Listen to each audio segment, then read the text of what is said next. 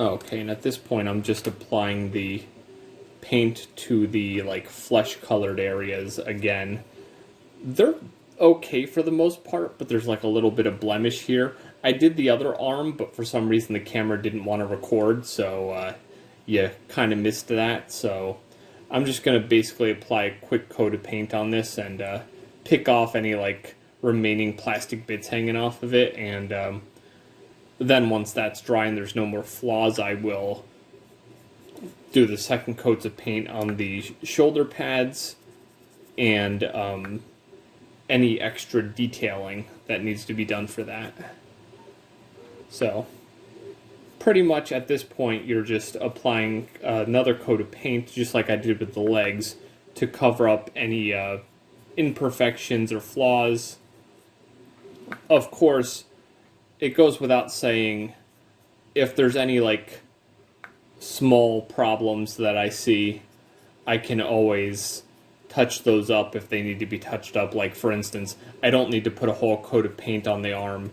If all there is like a little dot of like a different color on there, I can just touch it up and just smooth it out. That's the most important thing when it comes to working with these acrylic paints. You want to try to get your coats as smooth as possible. Although the one thing I will say is if you clear coat the figures like I am doing, the clear coat actually hides a lot more flaws than you would think. So if your paint job isn't like the most perfect, the clear coat will hide a good deal of that. So no need to worry, because you see it's pretty good here. And then let me go ahead and just get the hands, because that's the only other place that needs paint. And of course, when it's time, I'm just going to take the gray and create the little straps that hold on the gauntlets, because you can kind of see that they're kind of there, but I'm just going to use the paint and make them more defined. But it looks, for the most part, this looks pretty good at this point. So it's not terribly bad. It's just an extra coat of paint just to make everything a bit better. Plus, another thing is you want there to be a nice thick coat of paint on the figure, so when you actually do clear coat it, all of your paint doesn't run terribly bad, which I will be showing you that later.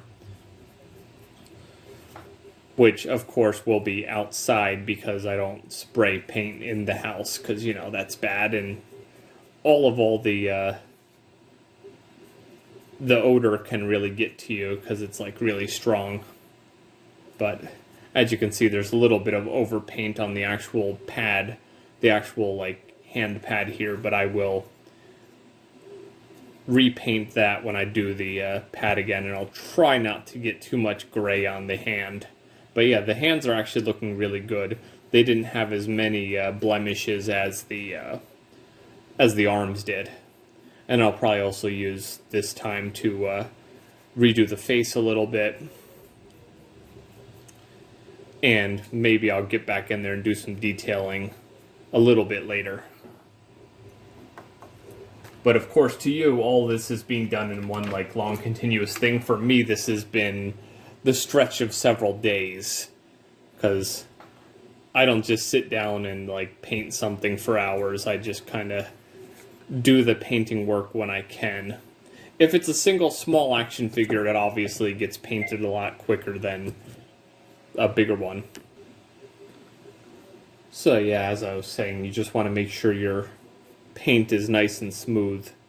As I said, these hands aren't as bad as the arms were. The arms had a little bit of blemishes. The hands really don't.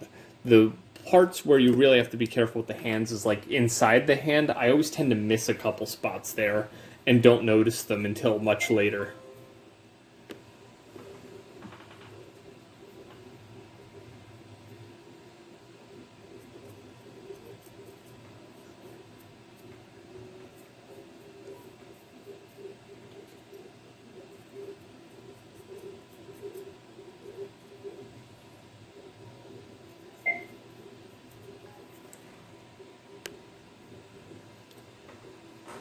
Okay, now that I got all the arms and hands done, the only other thing I got to do with the flesh-colored paint is touch up the face, because it's not much of a area here. And then, of course, once I'm done and the face looks okay, I'll just touch up the helmet around the paint because, of course, there's going to be a little bit of overpaint, but it's better to have your character's face fully covered with the flesh-colored paint than not, and have to fix things after the fact. And then you don't have to worry about your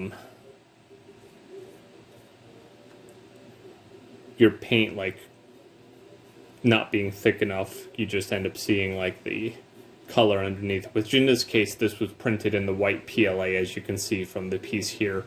But since these parts are being completely painted, you really could print these in any color, which I'm printing some more action figures after this one that you'll see in future videos. And I'm actually printing them in black because honestly, there's not too many things that I will be printing that would call for that, and I literally got like 5 rolls of black, so might as well print some things that are going to be completely covered in color in black.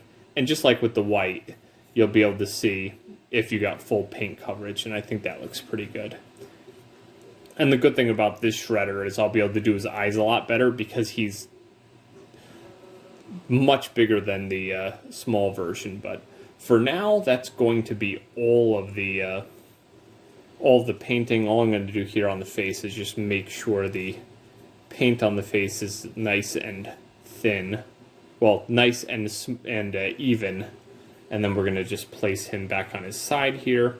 I'm definitely going to have to do a touch-up on the helmet. It's showing a little light in a couple of the areas. Not bad, though, but a little light than I would like it. But the only other thing I really want to do here is take a look at the body and make sure there's no areas I have to touch up on that, which, as you can see, little area on the back here. And there's a couple of like little burrs and stuff I might want to just take my flush cutter and get off, like here. There's a little burr. And of course, when I pulled that off, it didn't actually like damage the paint at all, because a lot of times if that was like sitting right on the surface of the figure, it would end up causing there to be missing paint when you pull it off.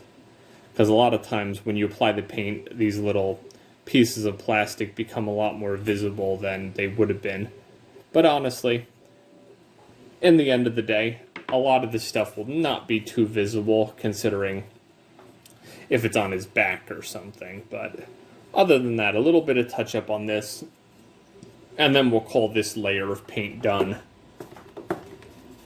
And basically what I have to do is wait for all the paint to dry, and then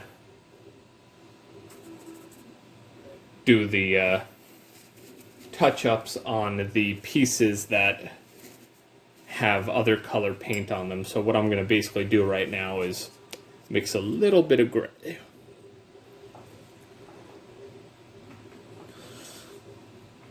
As I said, just mix a little bit of gray.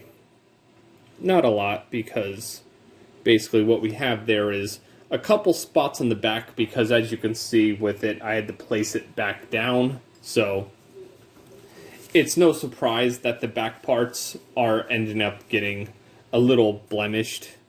So, and then as I'd said in my previous video, this video is going to be crazy long. It's probably going to be like 5 parts and like take 2 hours to watch. But as I said in my previous video, just gray and a little bit of black.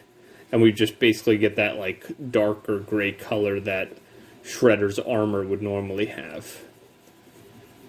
And the back really doesn't matter a lot because it's going to be hidden by his cape, which I don't know if I had made mention earlier, but I do have the fabric for the cape, so that will be one of the parts of the video.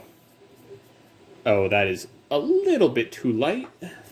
So if you ever have that happen, skosh more black.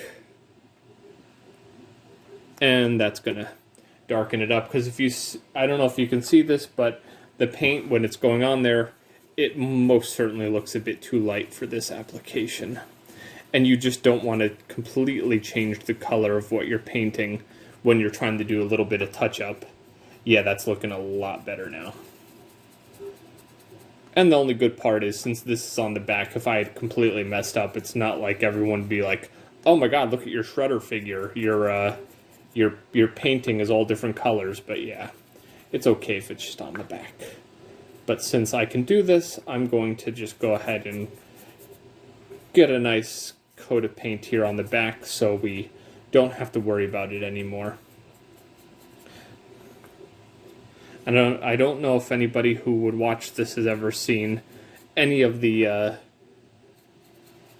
Joy of Painting with Bob Ross, unironically, but every time I'm painting, I always feel like him, and I always feel like I should be like, and now we're going to do some painting. And now you're the artist. You decide what the painting is like. If you're not happy with your painting, then what's the point? But I could never grow hair like him. Watch, this video will just end up not even being in this thing. It'll probably be something that was cut for time. Because something tells me I'm probably going to have like 3 hours of video to edit down to like a 20-minute video showing you how to make a figure that took me like a week and a half to complete. But you know, it's okay.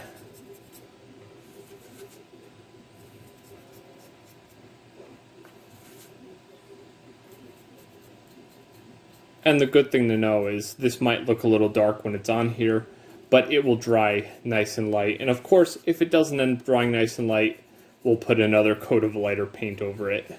But at least that kind of covers it, and we'll see how that dries and come back later for a little bit more painting.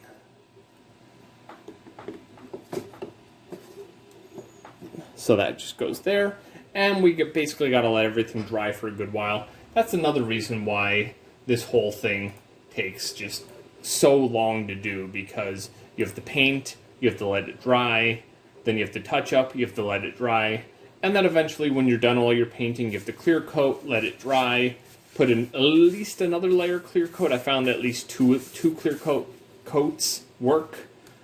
So yeah, that's why all that takes so long. But yeah, we're going to go ahead and let that dry, and then we're going to come back later.